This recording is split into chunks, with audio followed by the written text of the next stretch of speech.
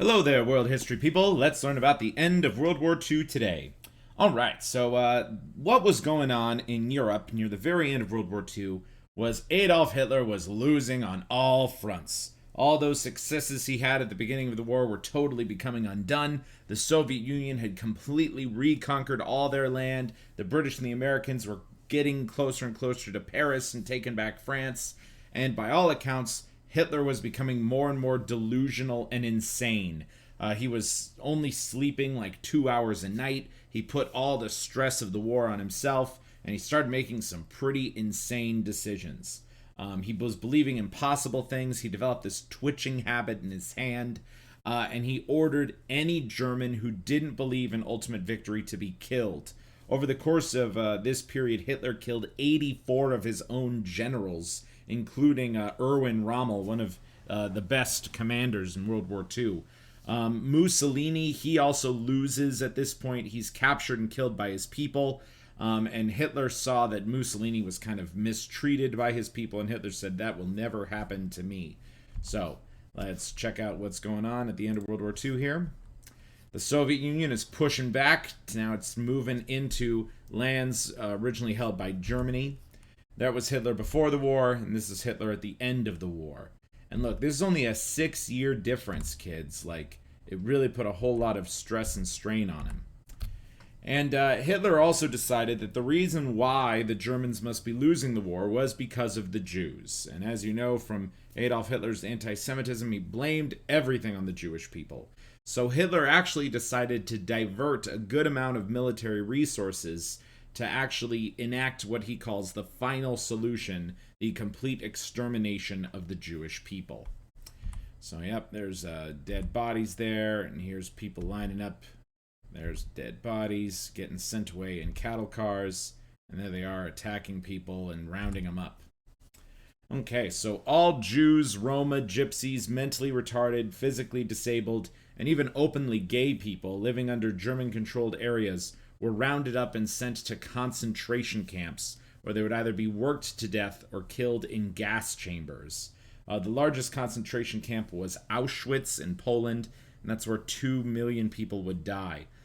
This entire event is known as the Holocaust, and 8 million people will die in total, most of them being Jewish people. And then these 4 pictures here are all pictures of Auschwitz itself. Today it is a museum.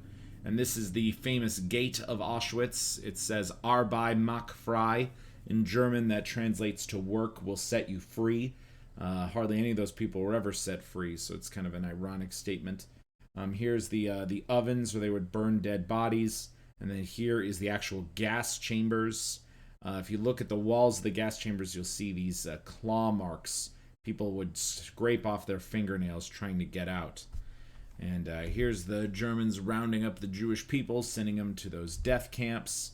And there's these pictures I talked about.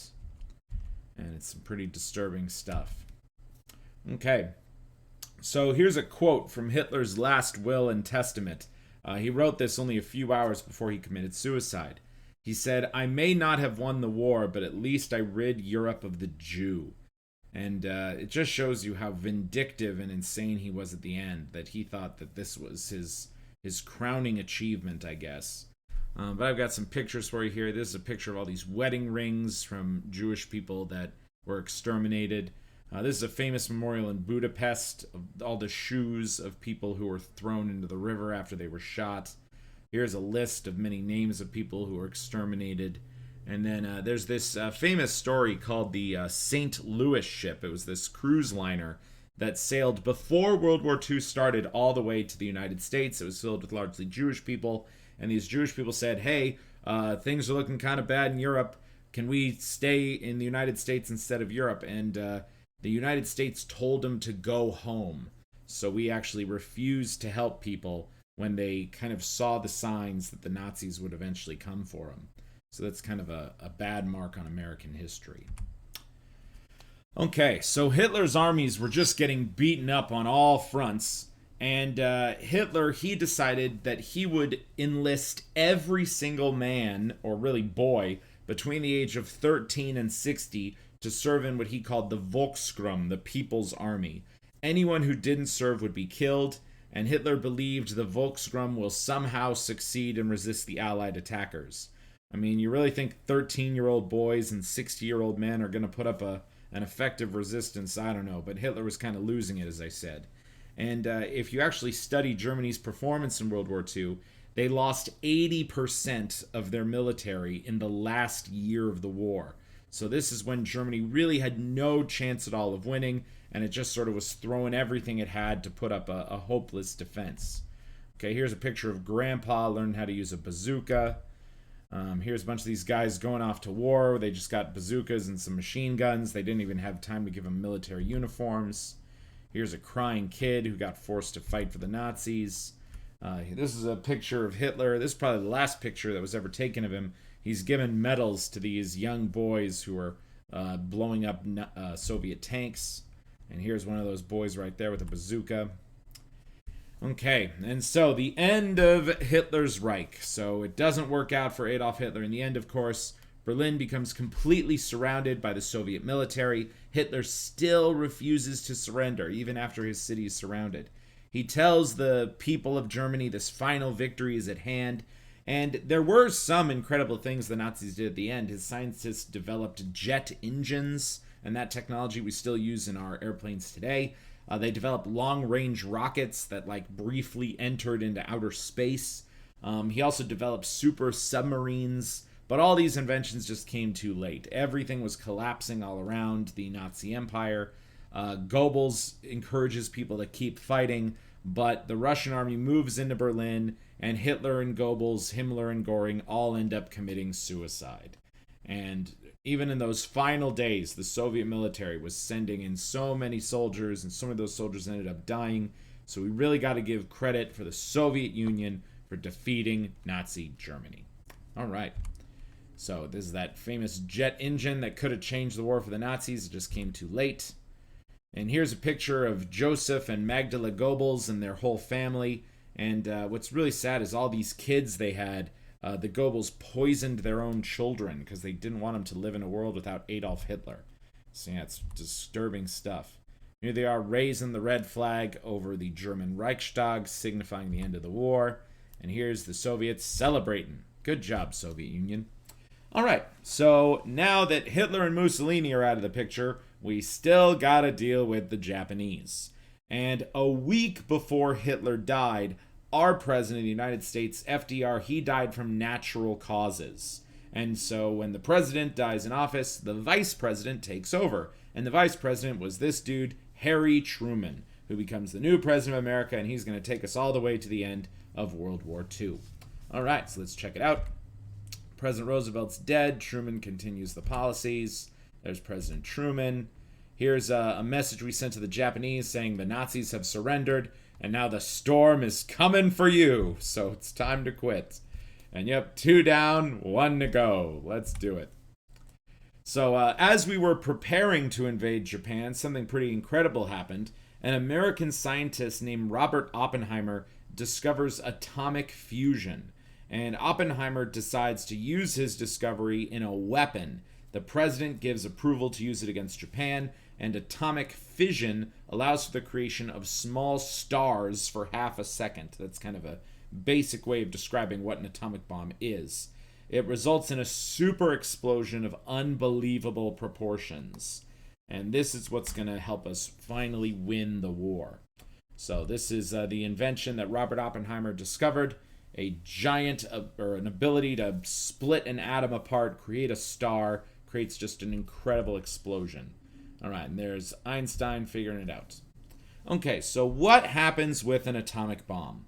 Well, there are 4 steps. First thing, a flash of light that's brighter than the sun, immediately followed by a fireball that burns at an incalculable number of degrees.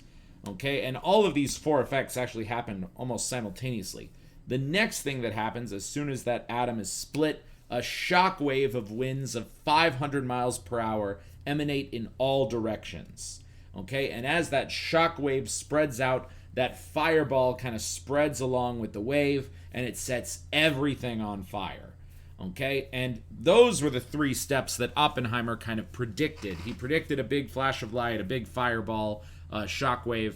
But nobody expected the fourth part of an atomic bomb, which is something called fallout or radiation, which is an invisible cloud that you can't see. But interestingly enough, if you're in a very radioactive place, it'll actually start messing with your eardrum, so you can kind of like hear it in a weird way. But what does fallout do? Fallout gives you fast-acting cancer. Travels with the wind, it settles in the ground, and certain fallout can stay in the environment for potentially hundreds or thousands of years. So, thankfully, with these atomic bombs, the fallout is relatively weak, but later atomic bombs are going to kind of specialize in having much more deadly and long-lasting radiation. But, yeah, it's still not good stuff, not good at all. And out of these 4 steps, what does the most damage? Well, it's definitely the radiation. That's what is ultimately going to kill the most people. Okay, let's check it out. So here's what an atomic explosion looks like. This is one of those bombs we blew up in southern Nevada, actually. Southern Nevada is a very popular bomb destination, believe it or not. And then here was a shadow of someone whose shadow got burned into the ground when an atomic bomb went off nearby. And then, yep, here's this fast explosive that kind of detonates, and it just causes this incredible amount of damage. So here was Hiroshima before the atomic bomb went off. Here's Hiroshima after the atomic bomb went off. So that fireball and that shockwave of wind just knocked all the buildings out and annihilated the city.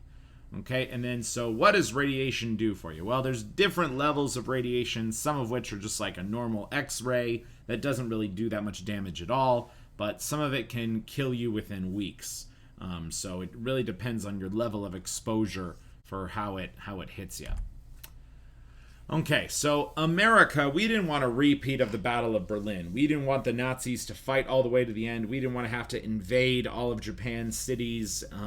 So we said, you know what, let's use this bomb and let's see if the Japanese will finally surrender. We knew that the Japanese were planning on resisting us in the most fierce ways imaginable. They were training middle school children how to fight with spears. So we dropped the atomic bomb on their cities of Hiroshima and Nagasaki with the hope that the Japanese would finally quit the war. All right, so here's some of those Japanese middle school kids learning how to fight. Here they are teaching grandmas how to use spears. Here we are now nuking cities. That was what's left of Hiroshima after the bomb, and that was left of Nagasaki after the bomb. Okay, so 500,000 Japanese people would be dead from the bomb's effects within 5 years.